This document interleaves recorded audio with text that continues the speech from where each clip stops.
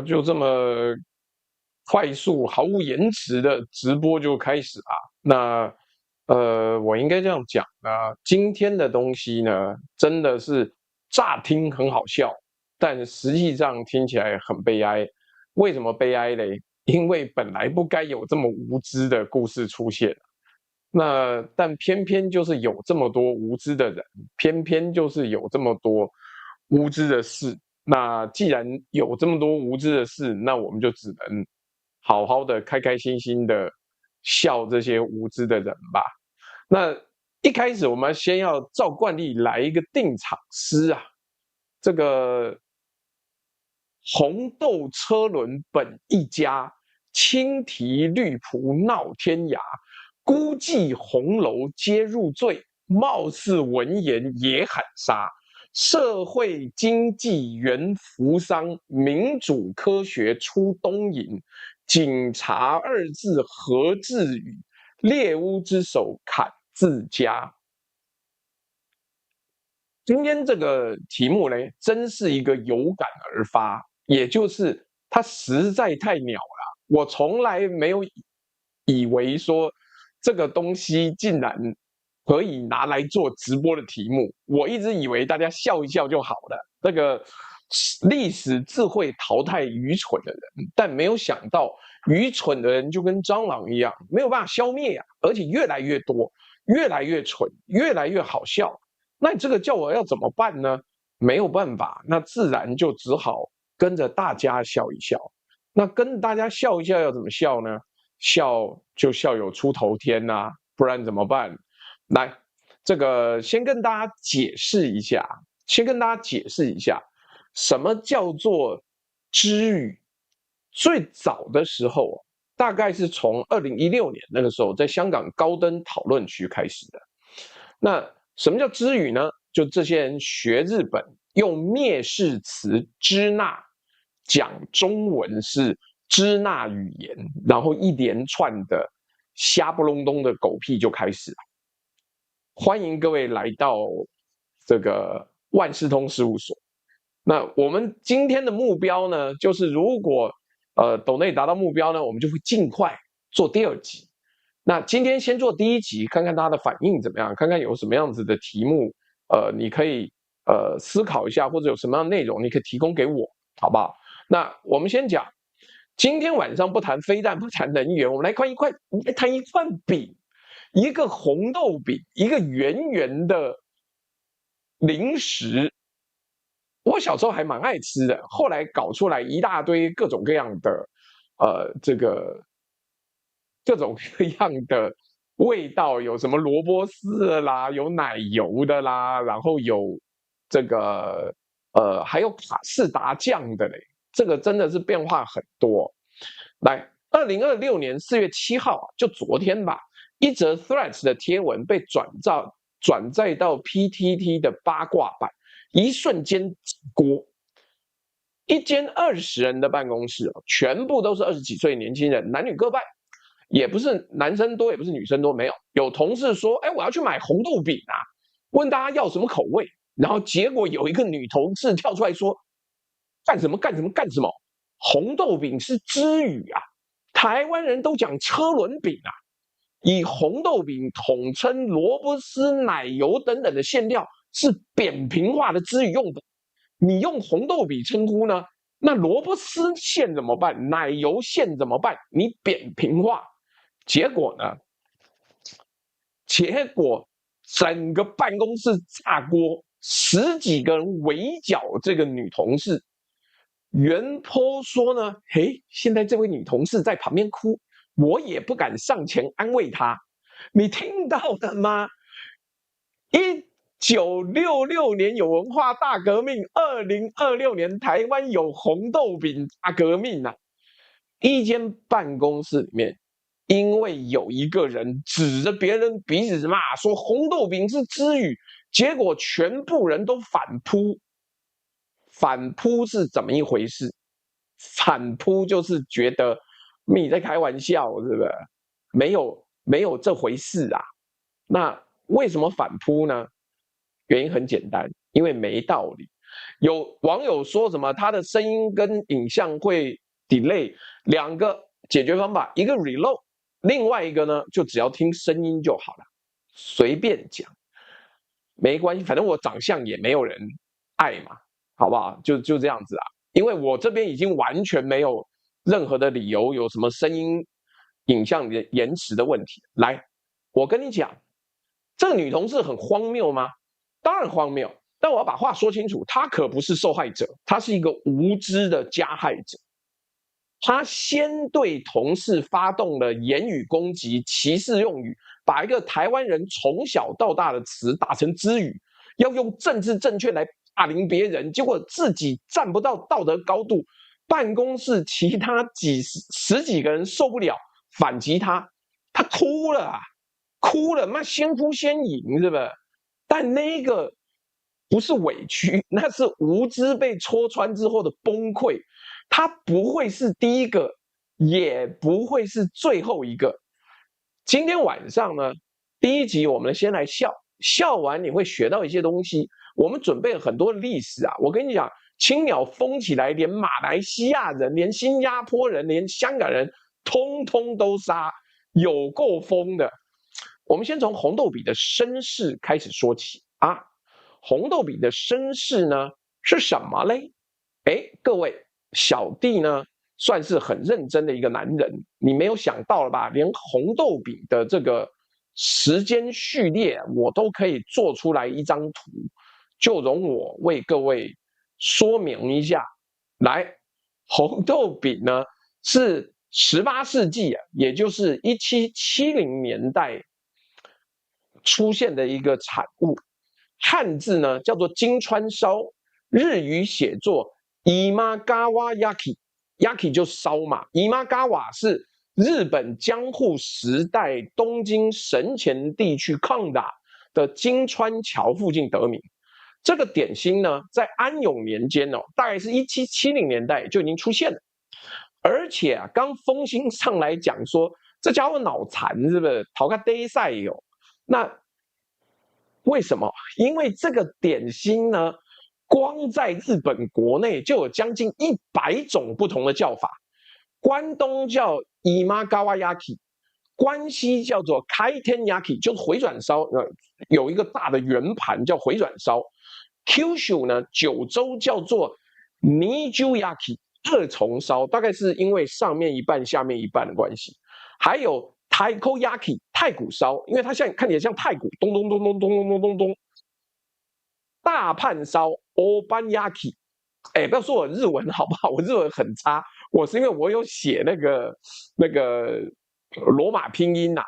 然后日本食品公司呢 Nichirei Foods 哦，特别针对这个东西做过一个调查，访问了超过14000人，整理出全世界的叫法分布图。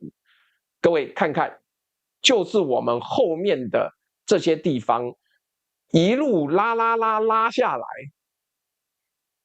只有到了2026年它出现之后，整整大概296年没有争议，忽然之间在台湾296年之后的4月，出现了一个惊天动地的红豆饼革命。什么叫红豆饼大革命？我们先不讲，但你说日本人有没有因为各地叫法不同互相攻击？有没有关东人跳出来说你是太鼓烧是方言，正确的叫法叫金川烧，你是关东语我不接受，你是关西语我不接受，很搞什么你？哎，你等等，威君利，你又讲错了。台版的机器猫呢，就是我们的小叮当里面那个红豆饼是铜锣烧，那个不是红豆饼，那个红豆饼是铜锣烧，不是车轮饼。好啦，日本人没打，但是台湾人，因为正常人都知道，同一种食物在不同的地方有不同的名字，这个东西呢叫语言多样性，这不叫文化入侵呐、啊？那你有没有搞错？你连这种东西都要打，是他有病是不是？好，没关系，但是他就照打。来，我们讲一下这个Imayaki 的历史啊，就是在日据时代或者日治时代，随便你爱怎么讲怎么讲。金川烧传入台湾，因为早期的馅料呢，绝大多数红豆泥，哪来给你后代变出那么多沙布鲁的东西来？没有，京都人是除了京都人之外歧视所有人，就跟对上海人来讲，除了上海人以外歧视所有人，这跟你怎么叫大判烧、叫太古烧没关系的。你只要不是京都人，京都人就歧视你。不管你是法国人、东京人、北海道人，他就歧视你。你只要是上海人，你外面的人不是上海人，他就歧视你。管你是江苏人，管你是这个山东人，管你是广东人，都不算。后来呢，台湾各地自己发展出不同的叫法。南部呢叫红豆饼，北部有人叫车轮饼，台语叫康阿贵，老一辈呢沿用日语发音叫 Taiko Manju， 馒头啊，太古馒头，咚咚咚咚咚咚咚，太古馒头那个馒头。那日本的 Manchu 呢，引诱是诸葛亮那个年代，有没有七擒孟获？那个时候用馒头去祭拜，模仿人头，那个馒头里面装的是肉，也就是在三国时代，或者说至少到明代吧，这个写三国，罗贯中写《三国志》的时候，馒头是有限的，所以呢，台湾这些老一辈人在殖民地的统治之后，他就沿用日语发音，叫做 Taiko Manchu， 像太古一样，里面有装馅的馒头。PTT 上好几个年长的用户留言说：“我快50岁啊，我从小就讲红豆饼，快30年前就说红豆饼了，以前根本没有车轮饼的说法。我在讲红豆饼的时候，这个女主角还没有出生呢。所以红豆饼这个称呼不但不是支语，它比车轮饼这个词的历史还要更老。那是日据时代就存在的台湾本土称呼。那个女同事呢？”叫别人改口说车轮饼，结果他推荐那个词反而更新。我们如果只讲历史，我跟你讲，香港人讲的词比台湾人或者比普通话讲的词很多要早非常多。更好笑的是什么？有网友直接讲，他说这位女同事批评别人用词时，自己用了扁平化这3个字。扁平化在部分支语警察的认定里面呢，也是支语哦。也是支语哦，妙了吧？用支语来纠正别人用支语，这就是2026年台湾的魔幻现实，蠢到爆炸。哎，我不知道啦，但是像我们这么认真在检讨一个这个红豆烧、大判烧，到底是应该叫什么名字，大概就没有，就只有我们。那没关系，香港很多词汇才不是大清国，你不乱讲，这样子回去读历史。那个时候他已经割让给英国，他是英属了，他是直接自己独立接触到这些东西啊，还大清国嘞，清个屁啊！那个时候根本就不是大清国的啦。建议说红豆饼叫了60多年了，对啊，我红豆饼叫了50多年，好不好？来。再来，我们要讲到什么东西？青提风暴。至于警察管得可宽啊，不是只管甜点啊，他连葡萄叫什么都管。葡萄叫什么管？我不知道。来，先讲，如果红豆饼之乱呢，你觉得很荒谬，不读书，我告诉你一个更荒谬的。2026年1月，基隆有一家甜点店叫40甜点。在 Threads 上面宣传一款新甜点，名字叫青提柠檬马卡龙，意思说里面有绿葡萄，有柠檬口味，然后做成一个马卡龙，就这么一个甜点名称，之于警察蜂拥而至，私讯马上给他还有人贴出来说，你看。我最勇了，我是台派第1名，我直接传讯，可以把青提这种支那用词改掉吗？你们中国店家吗？我一定会抵制你们，滚出台湾。然后 Google 评论呢被一星灌爆，一堆人就跑去霸凌他。高雄还有另外一间叫享甜的甜点店，也因为焙茶青提被围攻，最后被迫道歉改名，把青提改成绿葡萄。好了，各位，我们身为相信科学的男人呢，就要检查历史跟文明的演变，到底青提是不是支语？支个屁呀！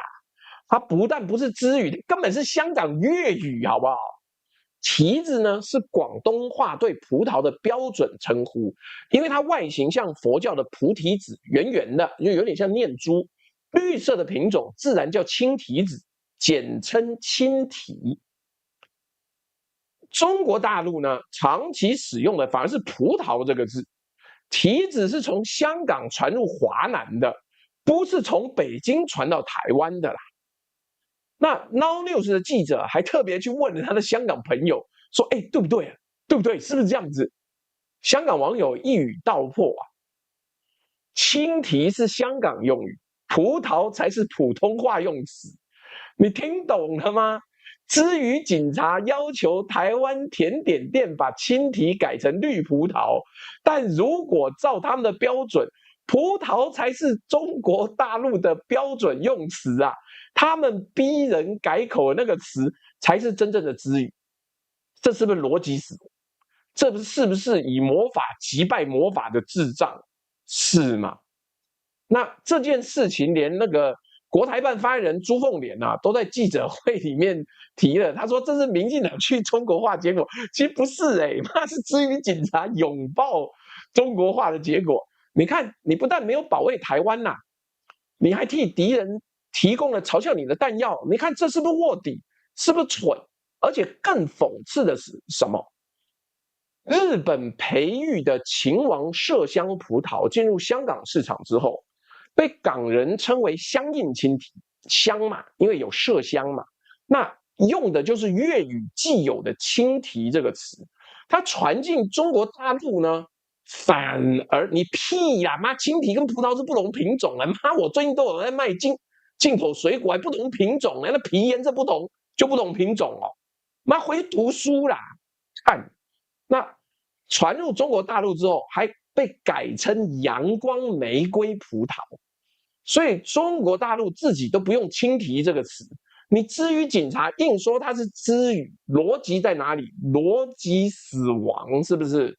是啦，就这样子，好不好？那逻辑死亡就不要在那边瞎扯，来，还没完，故事多得很嘞。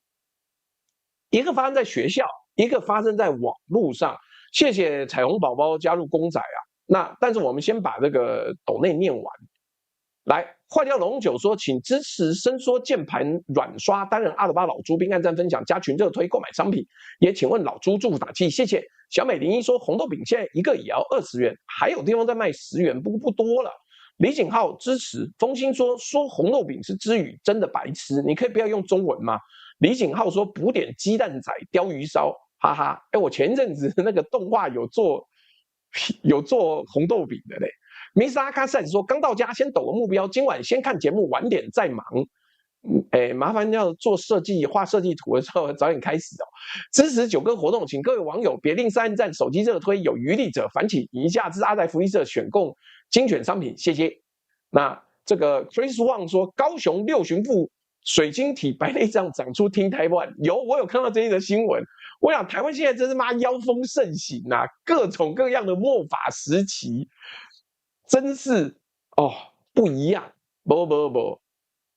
不是，葡萄跟提子都是葡萄的，除非你要细分里面的品种，你皮不一样，你就会说品种不一样，但其实是同一种。看大家都要这么坚持，这到底要怎么样？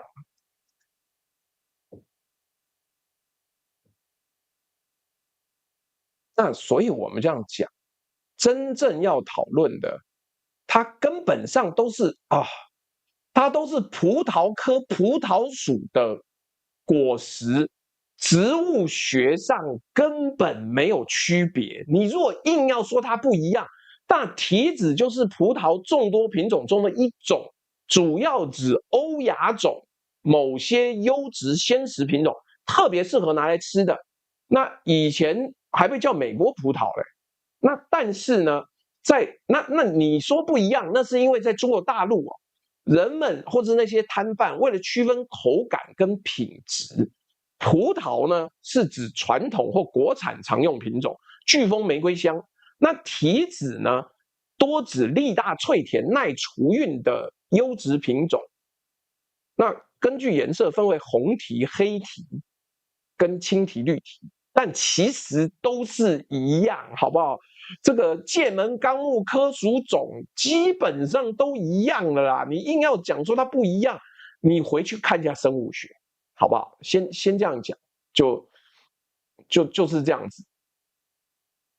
来，2024年5月，有一张国小学生的联络簿照片，又在 PTT 涨锅了。学生写了一句话说：“我的鞋子已经破了大洞，所以不换估计是不行了。”老师呢，我们伟大的老师多半也是一只绿色的鸟，他用红笔在估计底下画线，批了一句说：“别用中国用语比较好。”好了，这位老师大概没有想到，网友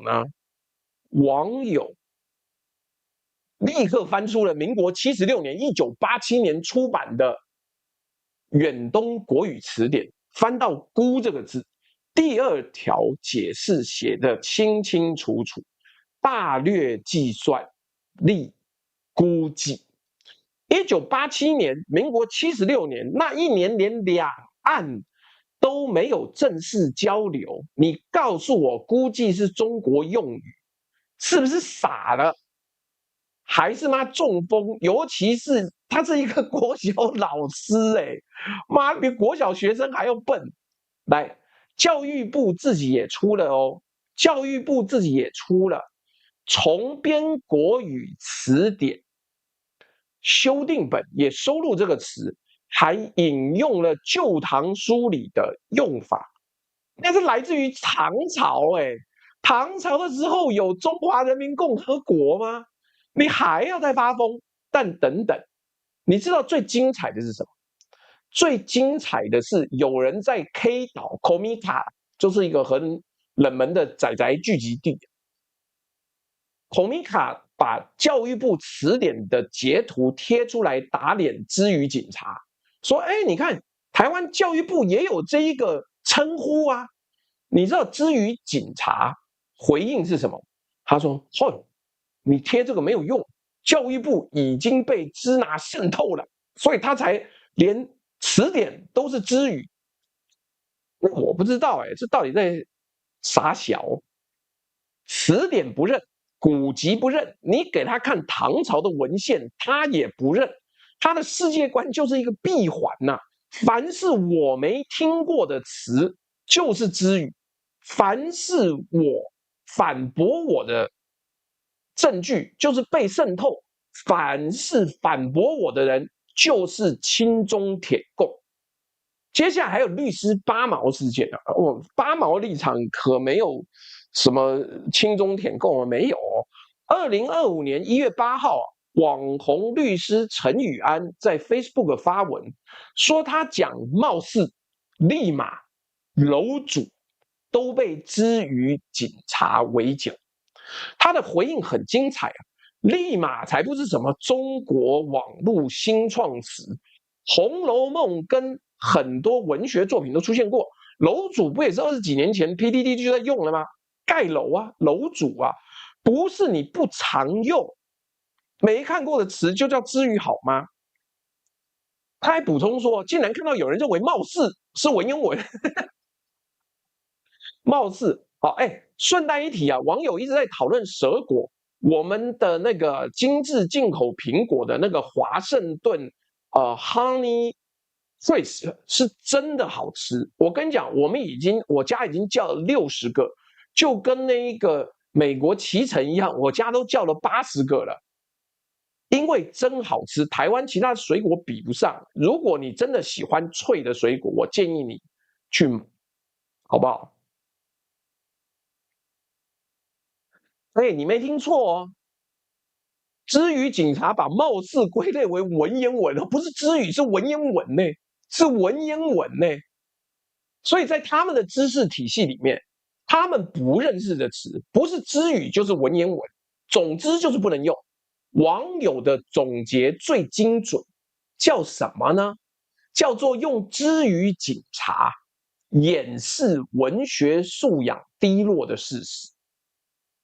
之前不是讲上辈子杀错人，这辈子教国文，还没完，来，青鸟蠢就是蠢在自称知语警察，结果自己也是知语惯犯，说哎不能用，不能用，不能用，但结果你他妈从头到尾都在用。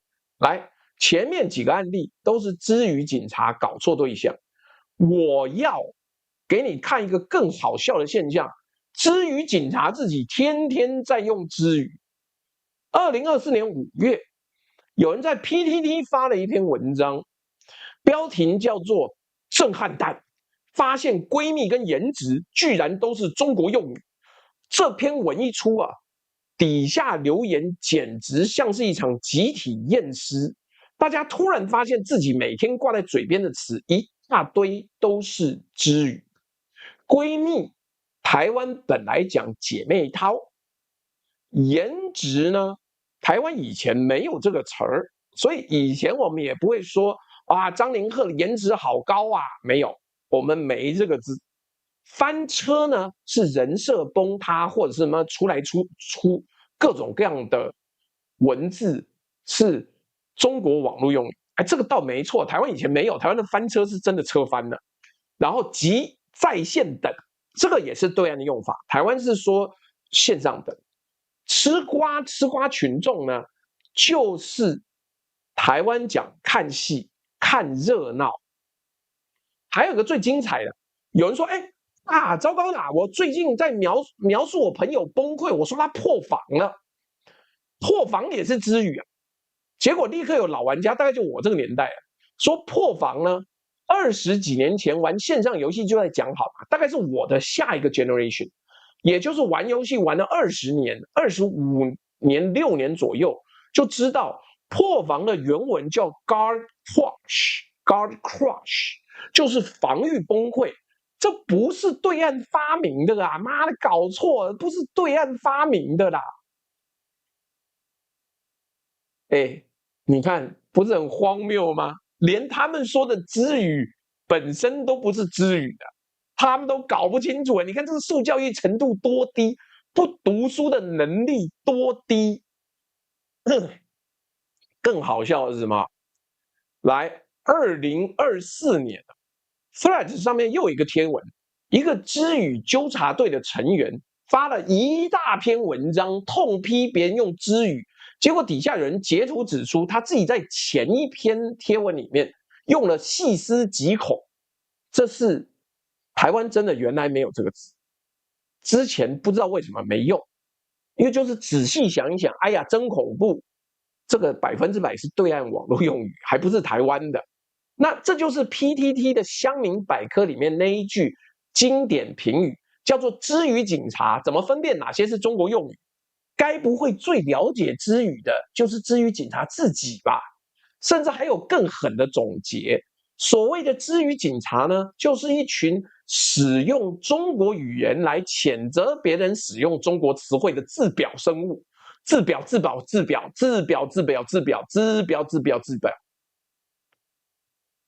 聊天室的各位啊，你有没有一种感觉？这不是在保卫台湾啊，这是表演无知的底线啊，无知的底线，好不好？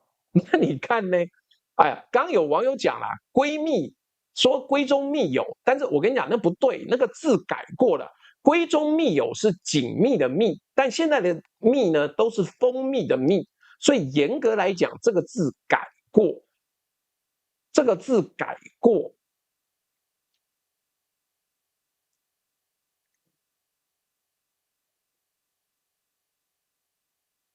来，我们接下来要讲哦，我跟你讲，这些知语警察用的全部是合字汉语啊。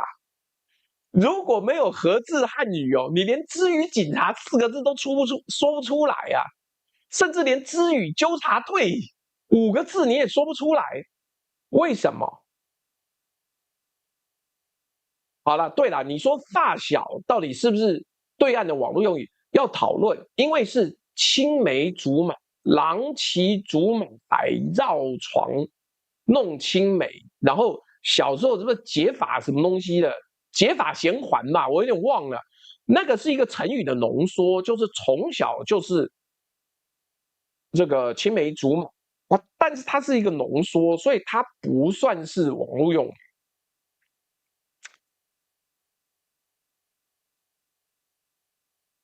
好了，我们前面笑完了各种荒谬案例，现在要进入这一集的核心知识点，也就是整件事情里面最让人震撼的部分。我刚先问网友已经有讨论了嘛？知语这2字从哪里来的？不知道对不对？知语就是支那语的缩写，西那是什么？是日语，是日本对中国的蔑称。这个词呢，源自于古代梵语的西那，经过葡萄牙语 China 传入日语，明治维新之后被日本用来指称中国。到了2战期间呢，成为带有强烈侵略性跟蔑视意味的称呼。好啊，来，这个彩虹宝宝，谢谢你。那 Silent Simon 说，这么无聊傻眼的事情，K-pop 圈想到一个，就是 idol 旧称 G idol 大姐已经在2018年证明为曹维娟，但是 B 站跟大陆营销到现在还是称呼为赵美妍，只有我们台湾还在那边纠正，因为早期翻译就是这样，他们叫习惯了。彩虹宝宝，谢谢你，抖内没有留言，来。Black 这个妈，这个字看不见，然后 Black Dragon 吧。说1946年6月6日，日本外务省向全国新闻出版机构下发关于避免支那称呼事宜通知，核心内容是往昔通常使用支那2字作为中华民国之国名，今日应改用中国等称号。查支那之称素为中华民国所极度厌恶者。鉴于战后该国代表曾多次正式及非正式要求停止使用该词，故今后不必细问根由，一律不得使用该国所憎恶之名称。由此可见，中华民国才是日本官方文件公证的支那。哎，你讲这个东西吗？青鸟根本听不懂，好不好 ？Each Che 说这次的目标题目很好玩，支持一下。来，所以知语这个字呢，本身就是日语的外来语。而且是殖民者的蔑称。好啦，妙啦，你其他我跟你讲，还有台湾移过去的夯爆的是真的假的，其实都是，但是可能大家又不知道东西这个字不是啊，这可能追究到唐朝，东市买骏马，西市买鞍鞯。据说买东西这个字呢，是因为当时你要买旗要去东市买，西市买，那这个所以才叫买东西。好，这个 Yumi VV 说朱大平安，信义区猫头鹰说上一天班已经够累了，晚一点还得开会，刚好被通知到今晚直播，先抖内听一下，轻松轻松再继续，谢谢朱大。来，警察呢？嘿，我告诉你妙了，连警察这个字呢也是合字汉语，叫 wasekango， 它日语读作什么东西？日语读作 K 沙茨。黑沙子就是警察，是明治时代为了翻译英语的 police 而创造的。所以换句话说，知语是合字汉语，警察也是合字汉语，你他妈都用外来语自称，然后跟人家纠正什么用对岸的用语，你好不好意思？你好不好意思啊？来，所以呢，知语警察4个字。知呢，来自于日语的蔑称，语这里是被日语蔑称框架下的构词。警察是日本人发明的词，4个字没有一个字是纯正台湾原生词汇，全部都是外来语，全部都是殖民者的外来语。好啦，你说哦，不要叫这个知语警察，叫知语纠察队。哎，你错啦，纠察队也不是台湾用的。纠察这个字呢，在日据时代大量使用于军事跟学校场景。日语有 Kyusatsu， 叫做纠察。台湾学校里面的纠察队制度本身就是日据时代留下。为什么以夷制夷嘛？用台湾人治理台湾人啊，所以叫纠察队嘛。用学生来治理学生，就以夷制夷啊。我以前高中的时候还为这个写一篇文章骂纠察队。Eurosmith 还提醒说，老朱一会儿记得二维码吃语挂上来。好好好，怕等下忘记，我现在先挂个几十秒。基于网友的要求，我先把支付宝跟微信支付挂起来，等下讲完这一段再说。来，所以呢，纠察队也是日本合制汉语，所以你现在呢，台湾这一群傻逼呢，那真他妈够傻。他用什么东西呢？他用了这个殖民者发明的词汇，加上殖民者的蔑称，来保卫台语的语言纯正。你觉得这叫什么？这叫愚蠢的行动艺术，真愚蠢，真的非常愚蠢。那还没完，还没完，我们终于要进入正题啦。至于警察的逻辑核心是什么？清除外来语，维护我们语言的纯正啊！好啦，外来语是不是？外来语好不好？来，我问你，你每天说的经济，你知道是哪里来的？経済是日本，因为以前唐代就有经济这个字，但是那是经世记名，那是政治。哦，斗内备注不要给我写知语啊，不要写警察，好不好？妈可能会去喝茶哦，请大家就乖乖说朱大你讲真好，我爱你，这样就好了。来，为什么我们把这个历史讲清楚？明治维新之后呢，日本的知识分子，特别是一个叫西周的人呢，尼辛阿曼，还有大名鼎鼎就印在钞票上那个福库扎瓦 Yukichi 福泽谕吉，为了翻译西方的学术概念，用汉字语速系统性的创造了数以千计的新词。新词是什么意思？叫做哇塞康狗，合制汉语。来，我念一段清单给你听哦，吓死你！就是妈多到一个靠背，到底有多少呢？就是这么多啊，这样子遮住我荧幕了。好了，等一下最后的时候再来开那个支付宝，就是这么多。来，这些我以下念的词哦，通通都是你接下来会惊讶说这些都是合字汉语，你每天都要在用的。政治 （seiji）、民主 （minshu）、自由 （jiu）、革命 （hakume）、共和 （kyowa）、阶级 （taiku）、选举 （senkyo）、政党 （saito）、左翼 （sayoko）、右翼 （uyoko）、内阁 （naikaku） 全部都是合字汉语。経済、資本、金融、经济资本金融、银行銀行、企业金融、消费消費、市场市場、保险保険，全部是合字汉语。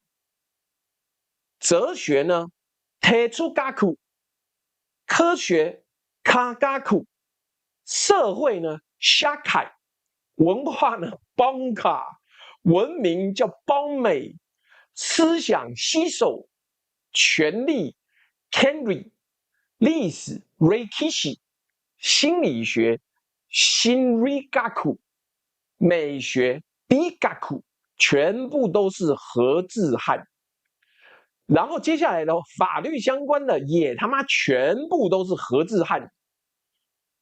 宪法 Kenpo， 民法 Minpo， 刑法 Keiho， 警察我们前面讲过了 Keisatsu， 检察 Kensatsu， 裁判 Saiban， 起诉 Kiso， 义务 Gimu， 人权 Jinken， 法人 Hojin， 全部是合字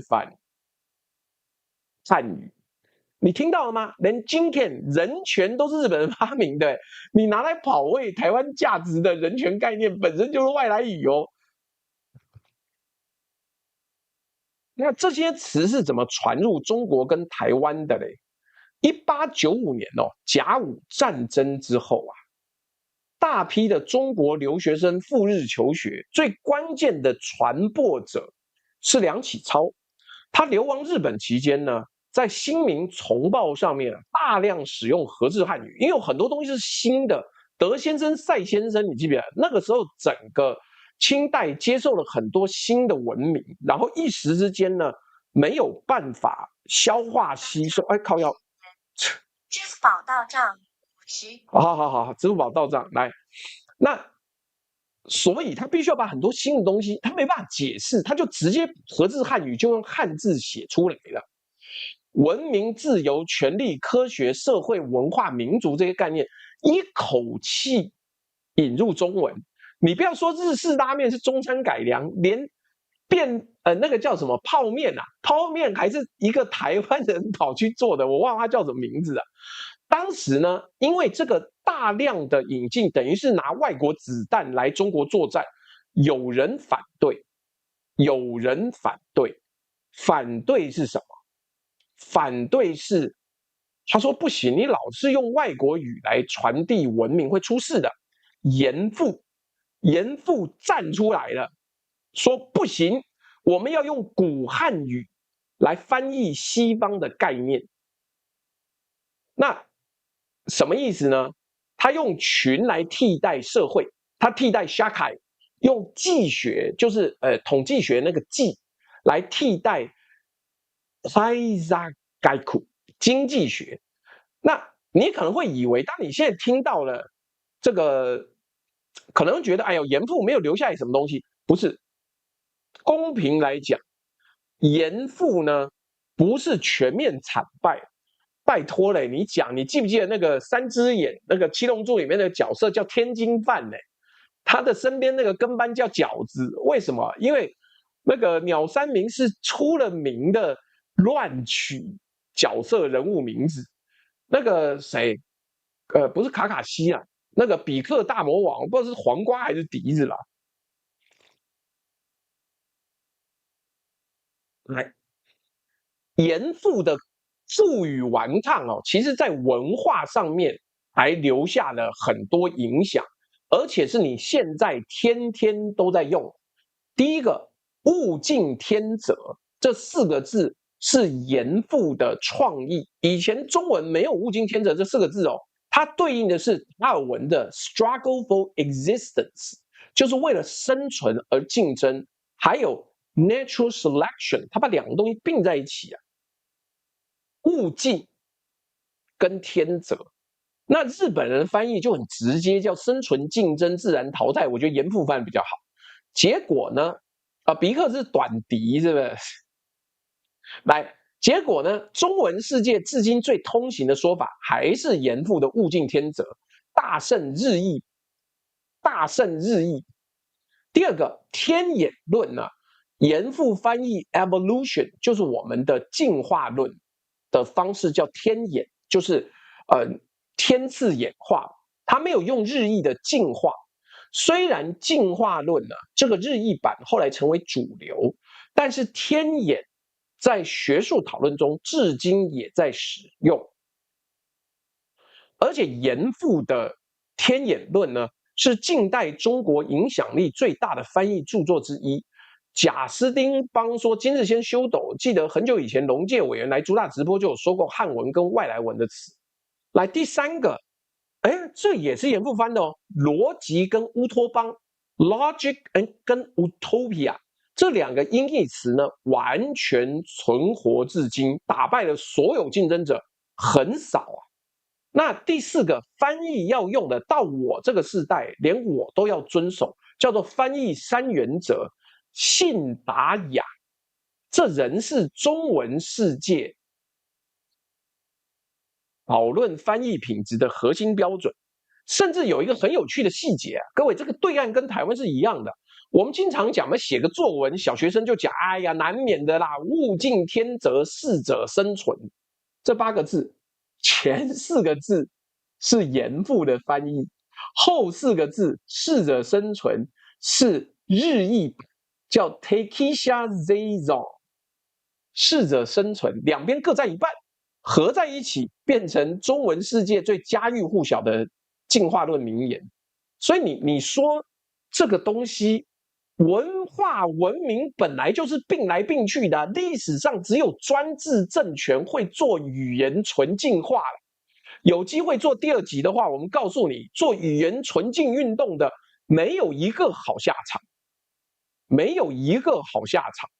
来，但是当然，你在最常用的社会、经济、科学这些核心概念词的战场上，严复确实输了。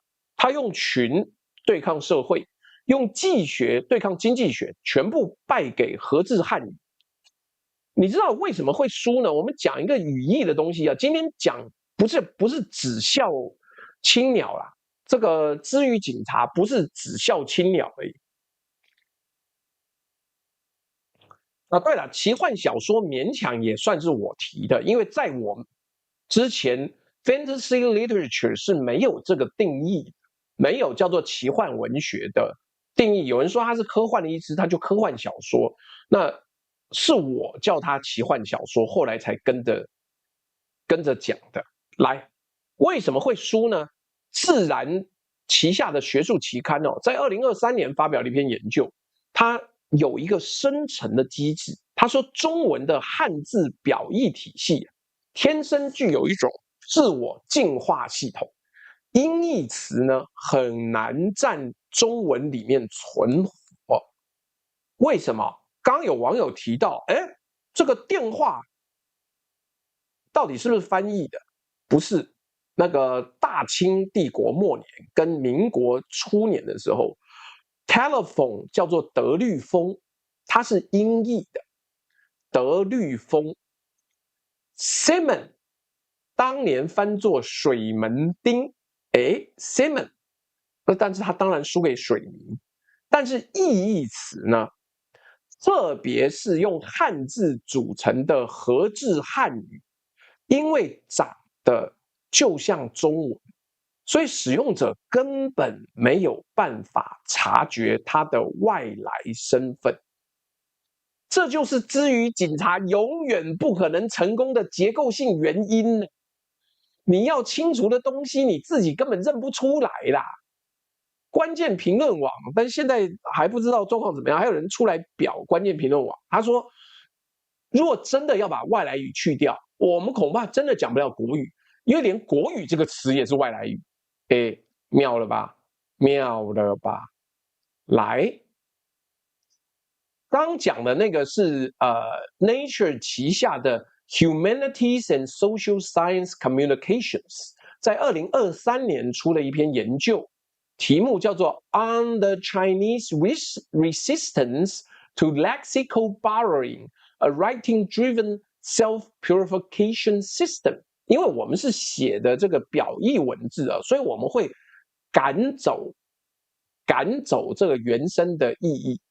对，德律风是 telephone 原生的这个第一次的翻译。然后温朱丽说上海话里面还有留水门町哦，对呀，因为不是全部淘汰，啊。国父说水民是市民土 Seaman 啊，他也是用音译的。来，我们刚讲了一大堆看不出来的合制汉语。我再来讲一些你看得出来。今天就是凑一个言上主题，言上也是日本词，而且它不是合制汉语，它就直接是日本人言上，一直说烧起来了啦。那台湾因为经历了50年的日据时期，1895年到1945年，而且日本人很懂得治理殖民地，任何反抗就杀，不问第二句话，不改皇名，不改皇姓就杀，杀，把所有的反抗者杀光了，那所以就没有反抗者了，好不好？这个没有反抗者啦，那所以呢？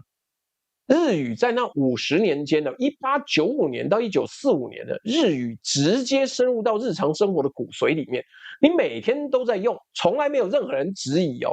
这个对岸的网友，你可能要知道台湾这些字为什么跟你不一样。譬如说，你叫盒饭，我们叫便当啊？为什么？因为这是 bento， 这是日语。欧巴桑，你当然更没听过那种中年大妈。那是日语的欧巴桑，是中年妇女的意思。然后台湾讲的，哎，你这人好爽快哦，叫阿萨里，是日语的阿萨里的音译。那欧多拜嘞，欧多拜就是机车，是日语的翻译。欧电就是日语欧电啊，日语的台语音译叫关东煮。赖打，刚刚阿卡塞斯跑去移车了，他就要用赖，因为那是日语叫做赖打，它是从英文的 lighter 翻译过来的。这些年因为日本流行文化的影响，刚刚讲了，又多了一大批，你甚至根本分不出来了。他之井达人 ，Ninki 人气 ，Shiroto 素人 ，Zanen 残念，跟 Iwaken 违和感 ，Hodai 放题，这个就是放题，就是吃免费或吃到饱的意思啊。最近不是还有个什么吃到饱女王来台湾，然后有人帮她付钱，她也觉得很惊讶。那对啊 ，auto bike 是从 auto bike， 但是 auto bike 是从德文还是从英文？这个我不太确定，那这个谢谢我们 TikTok 的 Kate 啊，也抖内了2个，这个3个贴图4个，然后谢谢黄明成，还有简简单单做自己，谢谢大家。所以今天就上个语言课，让它轻松一点，好不好？那你知道为什么吗？甚至还有刚刚讲 mural 啊，看好难念哦，无料了。还有 teishoku 定时跟 otaku 御宅，这些全部都是日语。台湾媒体跟网络天天在用，之于警察从来没有出征过。你知道为什么吗？因为台湾人对日本文化的态度是自信的吸收，不是焦虑的排斥啊。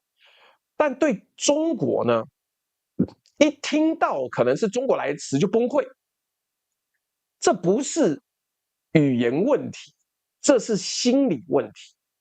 而且日语介词的双标哦，不只是之于警察忽略它这么简单。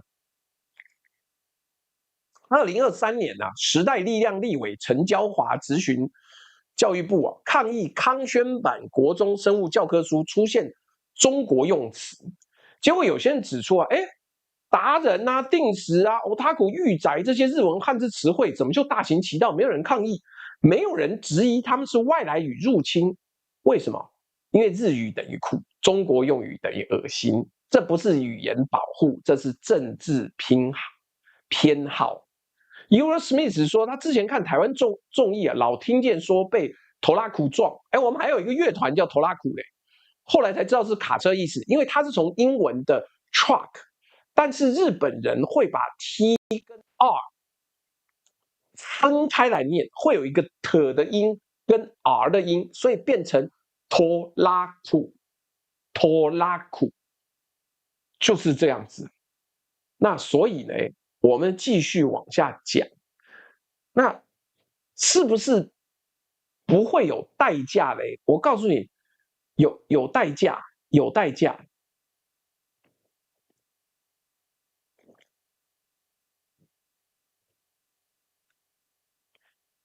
我们这一集的讨论呢，是结束之前，我要给你看一个真实的历史教训，让你知道，如果语言纯净运动真的执行到底会发生什么事情。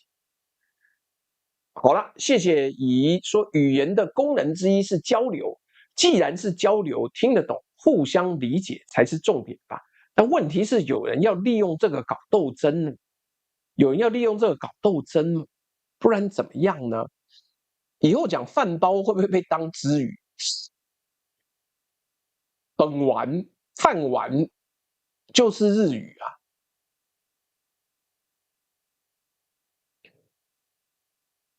其实特朗普的念法，真的讲到翻译，我跟你讲，来，我这边先跳出去讲特朗普呢，是对岸中国大陆的翻译，但是中国大陆的翻译，特别是政治人物的人名，通常是听新华社的，而新华社的翻译通常是会回去看他的语言，所以 Donald Trump，我念是念 Trump。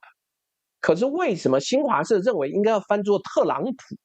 是因为他追回去叫做特朗普的祖先是德国人，所以那个字念起来，这个念起来要比较像 Trump， 所以这个是不一样的，好不好？这个是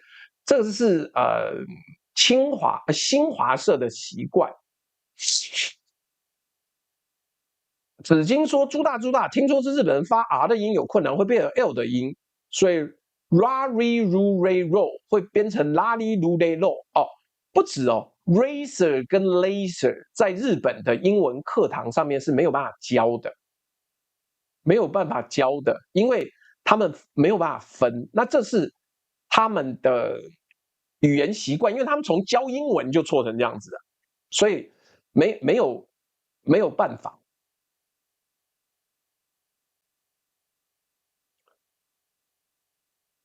哦 ，Black Draco 说新华社翻译名字 T 打头，一律翻译特。对，但是这个跟念法也有关系啦，好不好？那个 T 是德语，真的。然后好，那个 HiUSP 问说普丁不对，真正念法是 Putin。你记不记得我们之前常常访问了我们的驻白俄罗斯的代表？我直接问他 Vladimir Putin 正确的读法是普钦，但不知道怎么搞的，台湾就念成 Putin。普京跟普钦比较接近俄语的念法，所以就是这个是习惯，好吧？朱嘉义说题目要改成台湾政治正确用语教学。晃 Putin， 请各位跟我念来 Vladimir Putin， 他正确的念法是 Putin， 不是普丁。这个 Penning 说柯南说的 Rasputin 的普钦，就不知道为什么变普丁，这个你不要问我。阿梅内伊这个事儿呢，我要回去再，因为那个是波斯语啊，妈的，我波斯语不熟啊，我没办法告诉你哈米尼跟哈梅内伊到底差别在哪里，还有那个 Hexes 到底有没有念那个 Hexes 的音，这个不知道，好不好？让大家稍稍的学一下。以前我也记得翻普钦呐，这个算来。1948年呢，韩国颁布了韩文专用法，开始系统性的从教育跟媒体中移除汉字，全面改用谚文，就是韩文字母。理由呢，跟之于警察一模一样。汉字是未来的，是中国的东西，我们要用自己的文字。听起来很正确，很有骨气，对不对？遇事不决，可问春风。春风若不知，可问本心。好啊，看这个干嘛？我也没在看剑来，听起来很正确，很有骨气，对不对？那代价来了，韩语大概60%的词汇是源自于汉字。同音异义词的混淆变得非常严重。韩语里的 sagwa 既是苹果也是道歉，你只有写在汉字写出来，你才能够分别。哎，我不知道这个东西你们可不可以贴，我看看。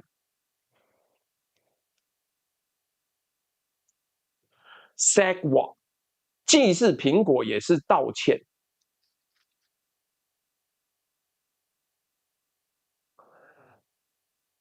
你只能在汉字才能区分，所以你在超市如果说 sagwa， 人家不知道你是要买苹果还是要道歉，很北蓝。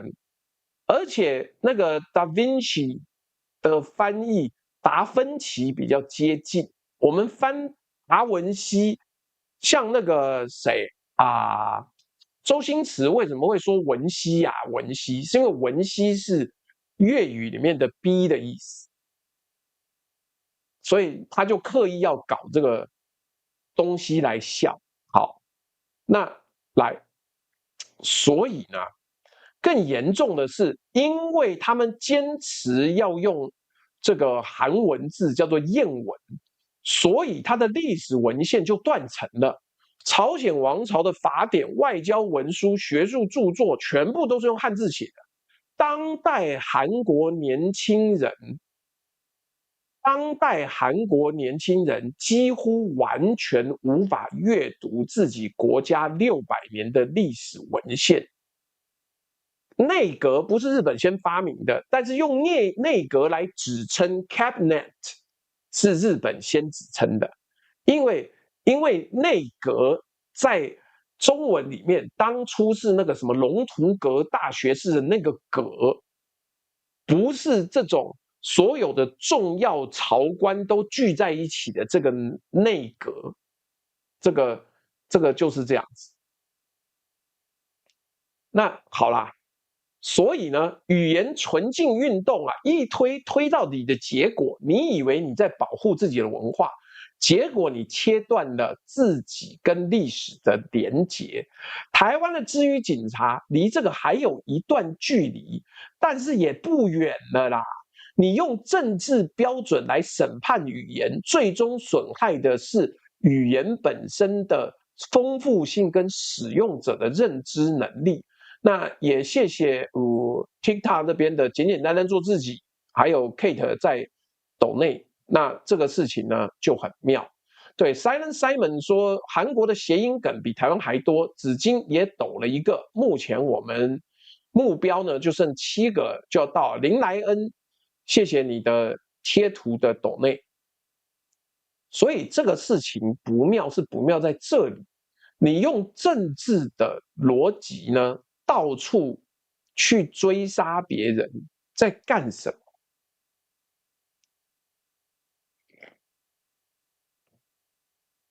明朝有阁老、幕府，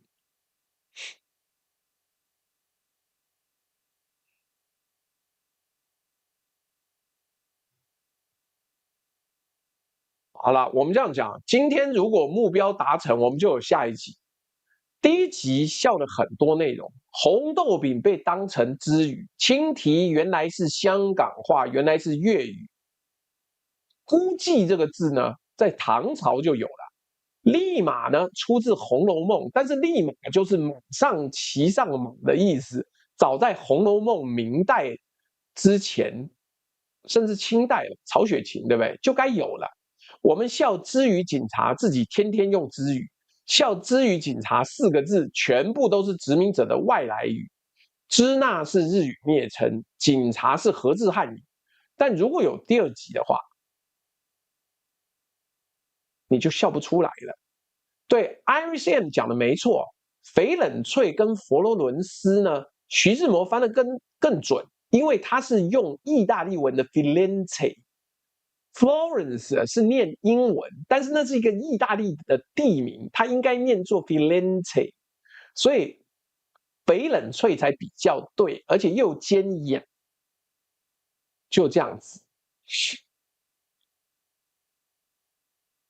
Firenze 才是正确的念法。来，我们如果有下一集的话，我们再回到那一个因为红豆饼而起争端的办公室，10几个人围着一个人，你有没有觉得这个画面在哪里见过？1966年的中国也是这样，一群人围着一个人，因为那个人说了一句不够政治正确的话，被围剿人不是坏人，围剿人也不觉得自己在做坏事，每个人都觉得自己是正义的。还有1930年代的德国，盖世太保80%的案件不是靠国家监控发现的，是靠普通德国人互相举报的。而那些举报里面呢，有37%出于个人恩怨。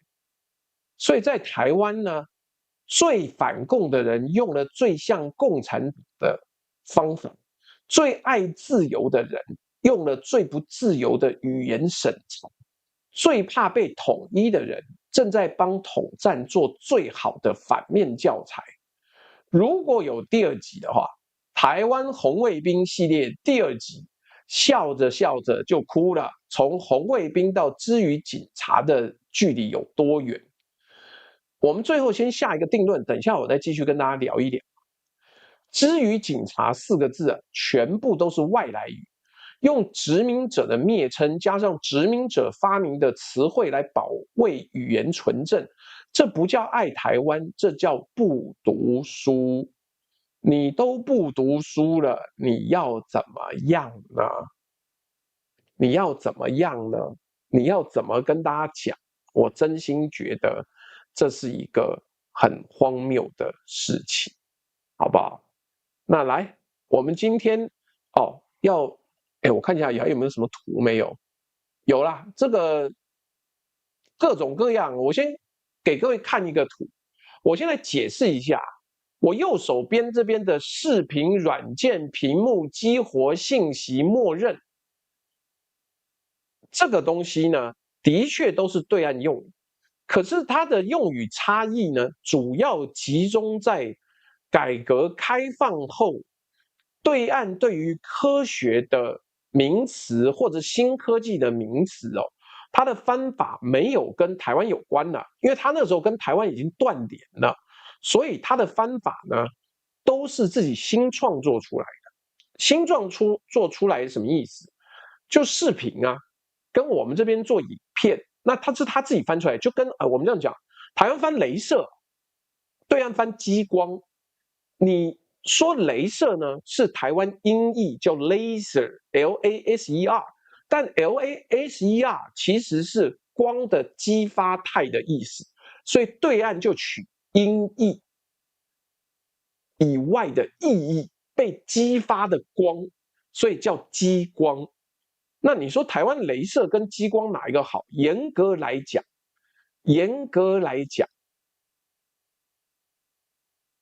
我认为意义比较好，所以坦白讲，激光翻比雷射好。但是我先接触雷射，所以就不能讲。那雷射也有半音译半意义的意思啊，就雷嘛，强烈的能量；射就是射线。朱大右下角那个是什么？右下角哪一个？等一下，我也不知道你在问哪个右下角。我先把它全部都关掉。破防是台湾的用语啦，然后默认呢是预设，台湾要翻作预设。信息呢 ，information 我们会翻作资讯或是讯息。然后激活呢，台湾翻作启动。屏幕台湾翻作荧幕。软件台湾翻作软体。那这为什么？我刚讲了，我再重新说一次，都是改革开放之后的新名词呢。对岸就用新华社的标准在翻，那新华社是重意义优于音译，而且通常它会避开台湾的翻法，所以呢，我们叫印表机，对岸叫做打印机。严格来讲 ，printer 为什么会有一个表，就是因为它可以印表格，而不是只有字。那所以是这样子，就是微弱激光眼，昨天微弱有抖内啊，谢谢你的抖内，说激光眼跟雷射眼，那还是雷射眼比较屌。那隐形战机翻成逆中战机，那个又是语义的精准度的问题。那逆中不是完全的隐形，它就是这个样子。所以我这样讲，那是因为改革开放之后，新的科技，譬如说台湾叫矽谷，但对岸为什么翻硅谷？那硅谷呢，就是因为silicon 这个字在对岸的元素表里面翻作硅，确实的原因我忘记了，因为我今天又不是来上英文翻译课的，好不好？那这个呢？啊，你等等，不是对岸叫壮志凌云啊！他妈的，吴宗宪这个人瞎讲乱开玩笑，他杠在台湾翻作捍卫战士，对岸翻作壮志凌云，不是好大一把枪，好你妈鸡巴啦！你到现在还搞不清楚这个样子，两岸都交流多久了？那个打字楼是香港先开始，然后再传到上海去，台湾叫办公楼。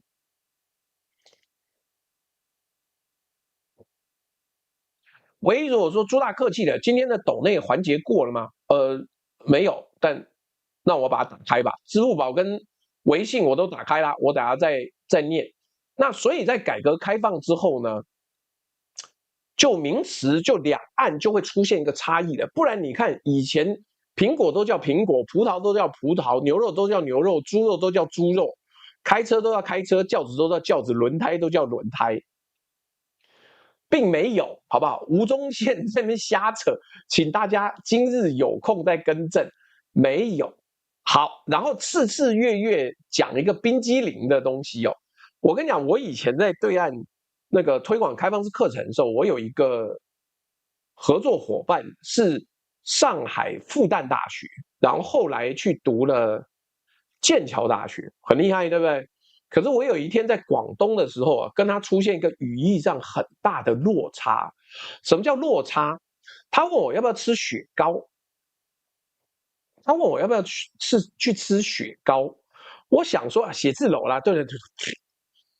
雪糕呢，在台湾啊是那个 popsicle，就是冰棒类型的那个东西。主理鱼是日文，那主理人是日文。来，对台湾来讲，我脑中就浮现了，哎呀，那我要跟他一起这个去买一根那种雪糕，什么旷世奇派那种东西，叫雪糕。但结果不是，他指的雪糕呢是 ice cream 冰淇淋的意思。但大陆的翻译叫冰激凌啊，因为这个都是一个音译的过程。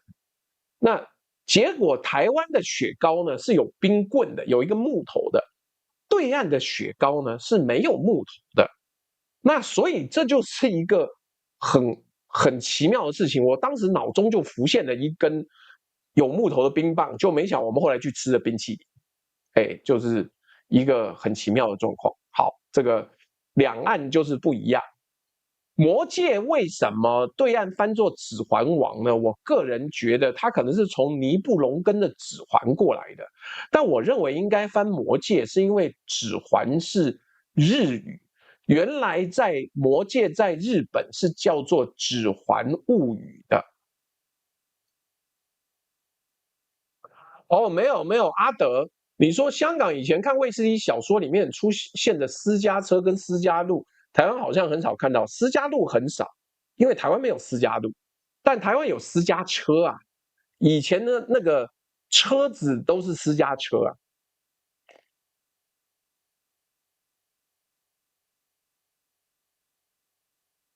也 Origin Human 讲的那个电影翻译呢，也不一定啊。这个我刚刚讲了，我已经把我的那个这个微信跟支付宝要饭连结已经贴出来了。各位如果觉得今日的内容讲的不错的话，就麻烦这个老爷小姐们就是打个赏，看看今日内容分析的怎么样，有机会也可以讲第二集。那可是我们有很多的电影翻译其实没差别那么多。Predator 系列台湾翻作终极战士，那对岸翻作铁血战士。那为什么？是因为台湾翻作终极战士，是因为阿诺系列。那一段时间呢，凡有阿诺的什么什么东西都翻作终极，但是结果后来被布鲁斯威利取代了。那布鲁斯威利的终极警探系列让它变成终极系列的拥有者，所以什么东西都叫终极终极终极。Eurosmith 说我家的版本就是叫魔戒10出版老朱版本，当然那是因为我出的嘛。Close Fox 说明天我过生日没钱，我要请客。台湾的小姐就小姐，对岸好像是八大，一开始是，现在也被台湾污染，所以就变成这样子。这个吴文敏说，我福建雪糕指的是牛奶做的冰棍，诶，那我这个上海合作伙伴是怎么样呢？真奇妙了，搞不清楚。阿诺是翻魔鬼，可是偏偏在 Predator 系列里面翻终极，就是各种各样，就是八大是来自于北京的八大胡同，那可是为什么到台湾就变这个，所以但是台湾的小姐叫八大，是因为我们以前有一个八大产业哦，干这个讲解起来复杂了。那各位如果觉得想要知道台湾的八大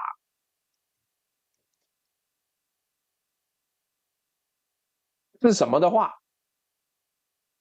那我们就为各位解释一下，反正没事干嘛，最后讲那个翻译讲一讲，总是要结束的。那台湾的八大呢，或者称作八大行业，是民间俗称，是一种受到政府特别管制的娱乐跟服务业。那因为其经营环境容易涉及陪侍、色情风险、治安问题或公共安全的隐患，所以呢，被列为影响公共安全行业或特种行业。那这不是正式法律用语，是1990年台湾的政府分类管理的结果，后来广泛放大，用来指涉提供陪酒、陪唱、按摩等灰色服务的场所，从业人员尤其是女性，也经常被称作做八大的。那所以就叫八大产业。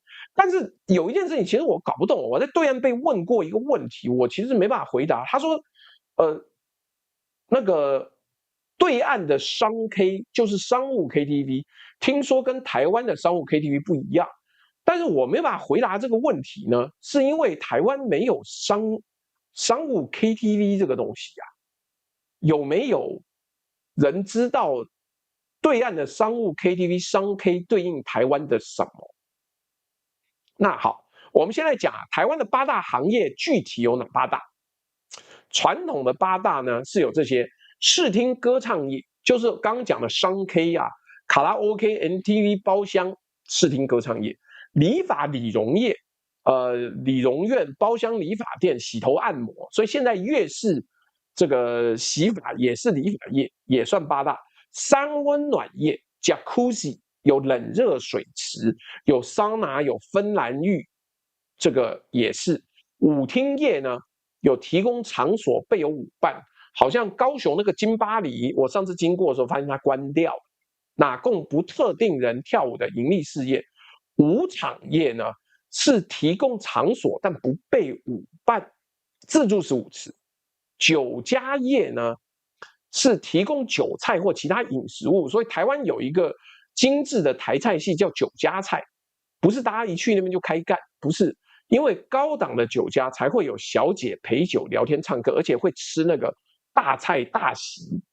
那酒吧业呢，是提供场所备有服务生陪侍，供应酒类饮料的盈利事业，类似 pub 或酒廊，或者是那个 piano bar 钢琴酒吧也是这一种。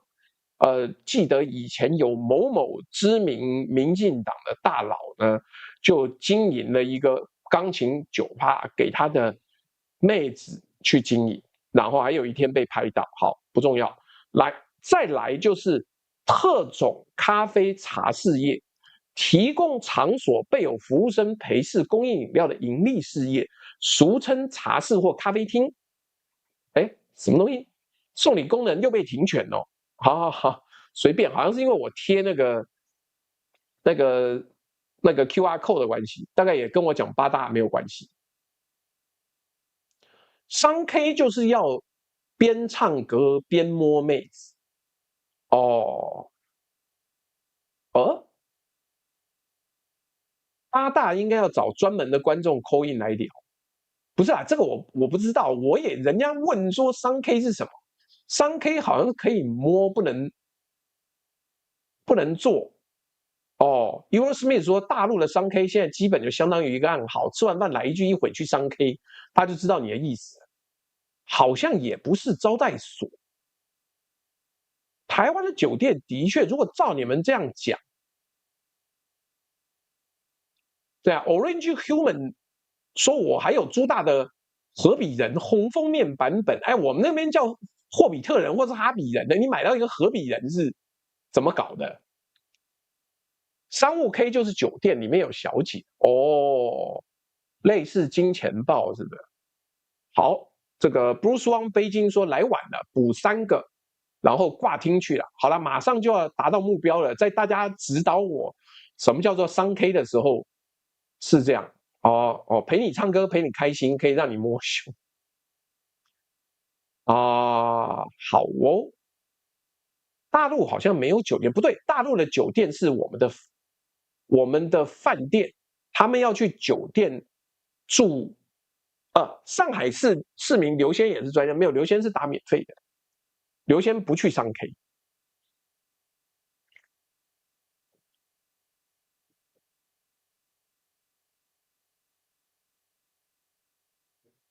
刘冠超说没有，Eurosmith 说大哥别摸了，这2句怎么又恋爱馆呢？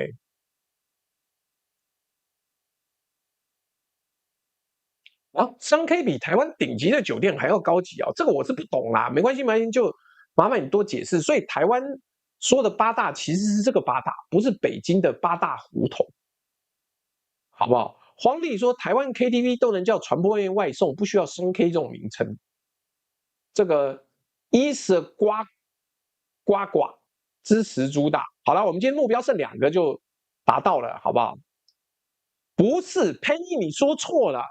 金钱豹也曾经去大陆过，好像被打趴。不是，金钱豹到大陆去变成了一个婚宴会馆跟吃到饱，震撼了吧？林嘉欣一定觉得很震撼的。到了对岸呢，它变成一个吃到饱啊！嗨呀呀，林嘉欣会说怎么搞的？怎么变成这样呢？但是这就是一个奇妙的事情，我们先不管为什么，我也不知道。那这个符号路以说帮冲一下今日目标。至于警察们是不是多为教改后中文程度被迫弱化的一群，抵挡不住中国次文化反输出，只好当成文字狱卒。Albert Shu 说+1，好，冲到了，达到目标，谢谢子祥，最后一个我来，结果没有想到变这样。对，钱柜呢，就是好的 KTV，但现在钱柜好像也没有了。就是什么医疗这个东西，迪士尼刷这么快，不是聊天室刷那么快，不是，金钱豹在对岸是自助餐，在台湾是高档的商 K 呀，是最高的商 K 呀。台湾有越南小吃，有大陆的酒店叫法是从香港传过去的。老邓频道说，从语言警察聊到八大行业，不是，那是两岸差距。那是两岸差距。所以金钱豹有去过大陆，但他去了大陆变成纯粹的吃到饱，还有婚宴会馆。所以我那时候跟对岸网友聊天，我有一件事很不适应，就是他们会说：“我朋友结婚在金钱豹啊。”这个时候台湾的脑中呢，就想到了，你怎么会去金钱豹结婚嘞？不是，所以台湾的金钱豹跟对岸金钱豹就割裂开来了。你知道，金钱豹的董娘后来还在台湾办学校嘞，所以这个是很妙的一个状况。滴滴秋说凯越比较好，这个不知道，不要问我为什么金钱豹在对岸变成吃到饱，那就没有小姐。没有3K，什么都没有。不是开玩笑的，紫金你自己去问，在金钱豹在对岸还在开的时候，它是一个高的吃到饱跟餐饮，所以是真的有人在那边结婚。我只是不知道他们如果对台湾网友这样讲，会获得什么回应而已。是真的，不开玩笑。好像不叫维格，我忘了叫什么名字。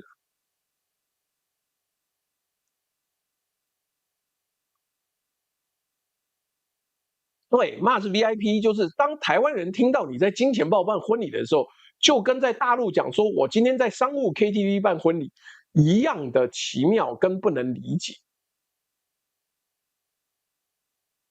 来，我来先来看看今天的微信呢，有那个这个谢谢一位网友抖内1元人民币。这个有一位网友说，为了提高知语浓度，今天不抖内，今天打赏。然后另外没有名字的网友，谢谢你抖内这个20元人民币。还有一名邪恶的网友叫朱大，继续加油，干掉赖赏。你想要我死是不是？这可恶，北蝶抖来的。然后有网友说 ，B 站看到的认识，看了很多直播回放，YT 不会抖，就微信小抖10块支持一下，谢谢你。然后西屯金正恩今天是徐汇金正恩，你跑去徐家汇啦，真妙了。这为什么跑去徐家汇嘞？好，有网友抖一下，来，微信目前还可以抖，还好。来，那我们要看看支付宝这个部分。黄小信说：“是真的，10年前在北京金钱豹吃过的呆包证实。对，可是问题是，你在台湾要吃到饱呢，在金钱豹吃到饱不是不行，但它的东西不是那么好吃，而且可能你会吃到破产。”好，有一位老顾客抖内50元，谢谢。也有一位新顾客呢，抖内10元，都没有留言。然后这个另外一位老顾客也抖内50元，然后老顾客又抖内50元，再来老顾客抖内10元，老顾客新顾客抖内50元，老顾客消费，请大家可以写个留言，什么东西我有得念的。来，谢谢今日的新老顾客哦。对，那个对岸会讲新老顾客，那我们会讲新顾客跟旧顾客，好像是旧，我们不讲老。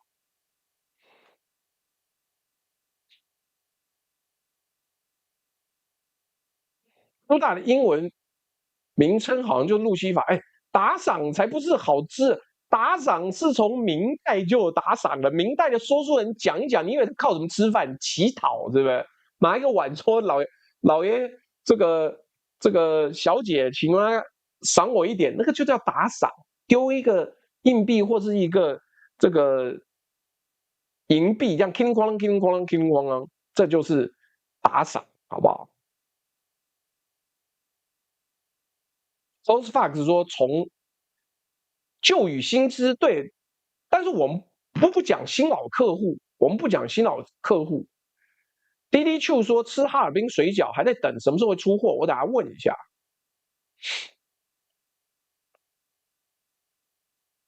哦，Mars VIP 说，金钱豹一开始主打高档自助餐，298人民币能够吃到鲍鱼跟哈根达斯。哦，Hillary Lin 说，小弟做线上博弈，去过金钱豹，基本上素质比较高的酒店，是没错了，是没错。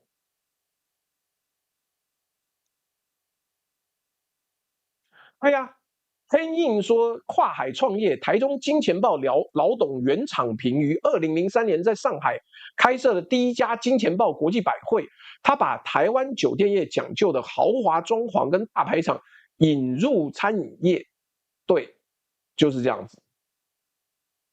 没有啊，金钱豹还没有关系。为什么在台湾不能吃到饱？因为很贵啊。台湾金钱豹吃的不是餐点。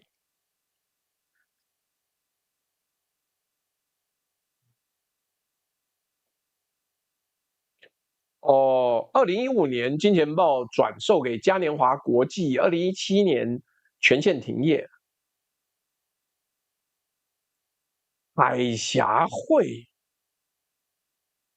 海峡会的妹子都自己带的哦，请大家自己要知道，海峡会是人家办的是一个高档餐厅。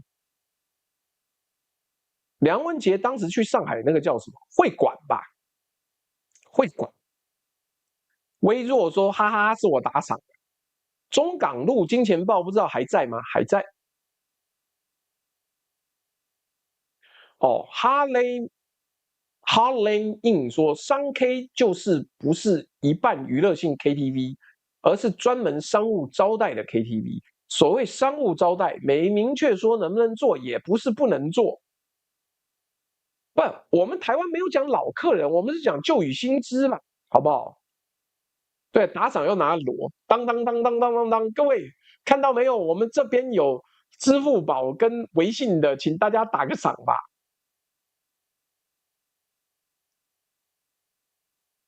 AD2 应该快出货了啦，鹿港小镇现在也不红了啦。金钱豹那两只什么东啊？不就金钱豹吗？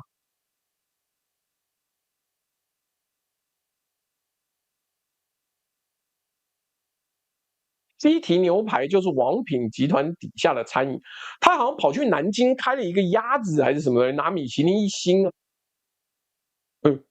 靠妈的，这看听起来像是刘冠超跑去乱传讯给我。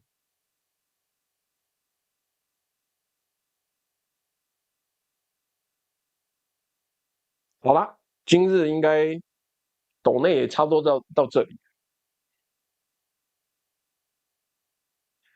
以前上海蛮多台湾餐饮的，这些年没什么新的，当然没什么新的啊，因为没必要。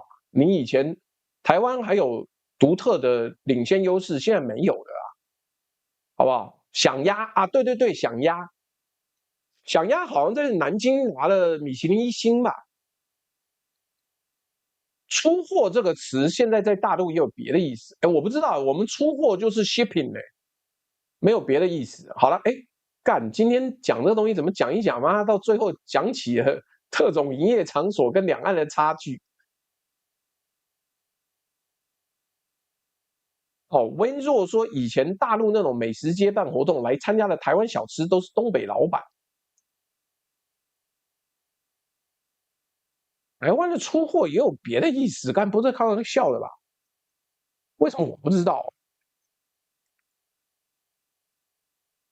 啊，不行，今日不问清楚，我不下播，拒绝下播的男人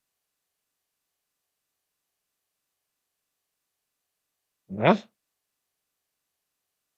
哦哦，把客人搞定或是成交一笔生意，就叫出货。我们怎么会用这种黑话问人呢嘞？大货或大出货，出货率哦啊呃，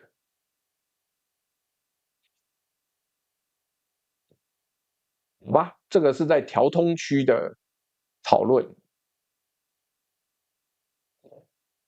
哇，这有没有这么多吗？朱大聊天室的核心凝聚力就是开车，你老师嘞，难怪我流量一直起不来。出货就是缴械啊，我知道，但是我们很少有这个用法，好不好？我知道你讲那个出货，但是我很少听到营业场所巅峰还得是东莞，现在东莞没有了，东莞被抓光了。不要莫再多说，以前还有北妹什么东西的，现在听说都没有了。好啦，那这个今日跟大家讲解清楚各种各样的有趣的东西之后呢，我们就看看，既然我们目标都过了，那之后就会做一集这个知语警察的第二集，好不好？看看大家会不会有兴趣。但是既然承诺了，就要做到。那既然要做到，就表示我有在准备题目，绝对不会瞎做。虽然本集最后变成讨论金钱豹，但是我们还是很认真，而且我终于也就学到了一些东西，知道什么叫做商务 KTV， 我了解了。那今日呢，这个等一下怎么还有移到平潭呢？Origin Human 9353说今晚去金钱豹出货，妈，我等一下要打电动嘞，我看给你妈出货嘞。最近经济不好，从业者又多起来了，小姐姐可以去当网红啊，可以去当直播主啊。有点想知道火拼一词是怎么来的。哦，好，来，最后呢，我们已经闲聊到这个地步呢，希望大家可以开开心。哎，顺带一提啊，昨天不是前天，礼拜一大陆到底有没有放假？礼拜一大陆到底有没有放假？微弱说这是个知书达理的人文频道，很高兴跟各位知识分子相识。哎呀，我今天后面已经没有在聊政治话题哦，你们土城在向我招锁干什么？好，来，今日的题目呢，如果大家觉得内容好，讲的也好的话，请按1；如果大家觉得内容好但讲的不好，请按2；如果大家觉得内容不好，讲的也不好的话，请按3。对，现在直播业竞争太激烈，我下次如果有一天我要再去大陆，我想要访问那个直播小姐姐如何进行客户管理，如何照顾好榜一大哥，是不是真的要开私群私聊什么东西的？哦，对岸周一也放假，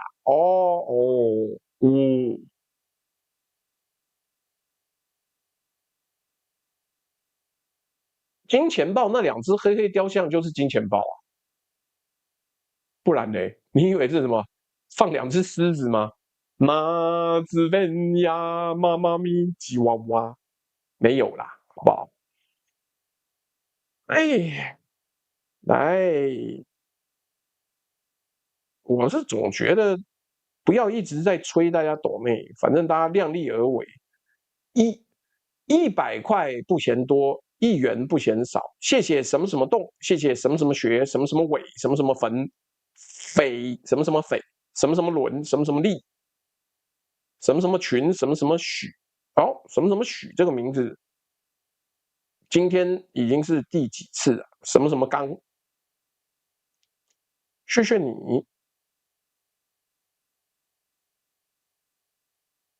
大家都留言不讲话。Eurosmith 说去杭州可以访问到死，那边全是直播小姐姐。不是我有听他们讲，好像你真的要维系，也不是要到私约，就是你要特别给他们一些照片啊，就是满足那种 VIP 大佬的样子。你不要问我是不是我又没有哦。有啊，这个微信这边有 Eddie Chang， 我是 Eddie Chang 543，加油。但怎么回复呢？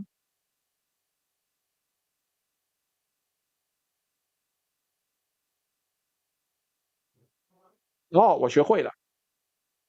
上次秦明抖内我就没有回他，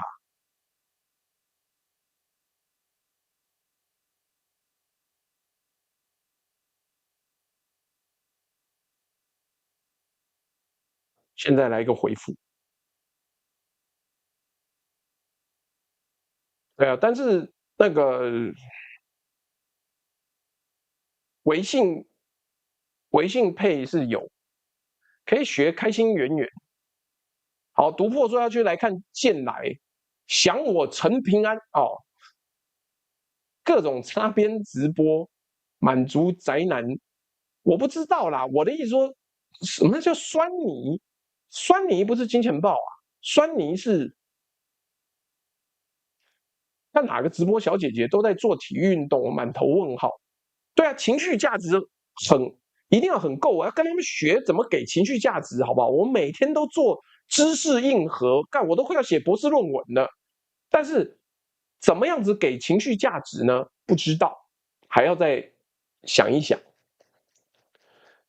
BDJ2229，请出了下一集可以跟郭鬼为志联播。三只羊好像还没有完全回来。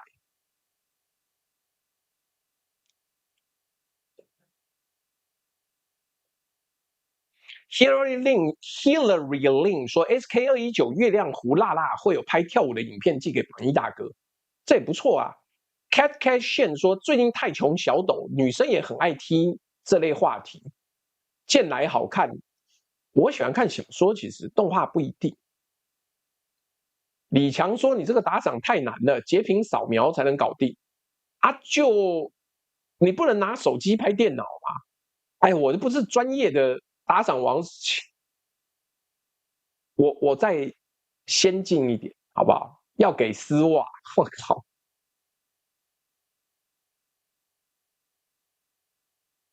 都是 Fox 说郭鬼鬼啥时能穿成和我下围棋的样子？等你懂很多再说。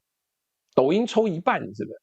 好了好了，今天就这个一条小团团都回来了，也是更生人。你说也是，我也是。哎，好了好了，我等下要去打电动了。我这个为了要纪念双截龙的这个创始人呢，我最近要下载双截龙的游戏来好好的玩一玩。但是我上次下载的时候呢，不太确定到底是哪一款，所以让我再回去研究一下，好不好？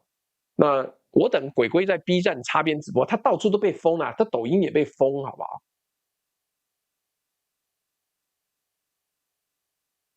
？Angelica Wang 5708说，金钱豹我经过都赶快跑开，很恐怖哦。我跟你讲，根据人家告诉我，金钱豹每到月初会有很多人在门口等，因为要收钱。怎么买记忆体赚1倍？说朱大现在太理智，要情绪有高低。回想当初刚直播1年，常乱骂就是一种情绪贡献。只要让大家情绪有高低差，不管是喜怒哀乐都行。这个时间我洗完澡我就要睡觉了，好不好？这个我妈给你搞到情绪那么高潮，晚上要不要睡觉？好不好？就这样子，好了好了。这个明天我们再做直播。我跟你讲，今天中午本来我要直播做一场认真的内容的，就没想到我拉了3大车，我拉了3大车的货去出货之后，发现我就没力了，我全身湿透，累跟狗一样。那所以要没有力气，没有力气的，所以我后来就打个电动就睡着了。你看人老了就是这个样子。那而且更重要的是要跟大家讲，我今天寄出来，你们可能明天后天会开始收到。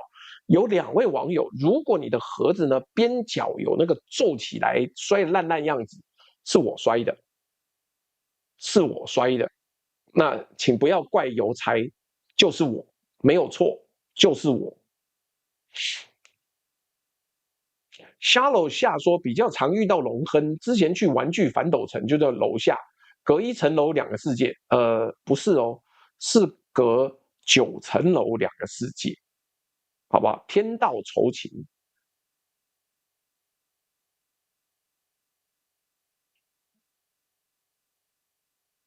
温入说，其实就喜欢这个频道，朱大穿插闲聊，情绪价值就有了，是我加班时候的背景音。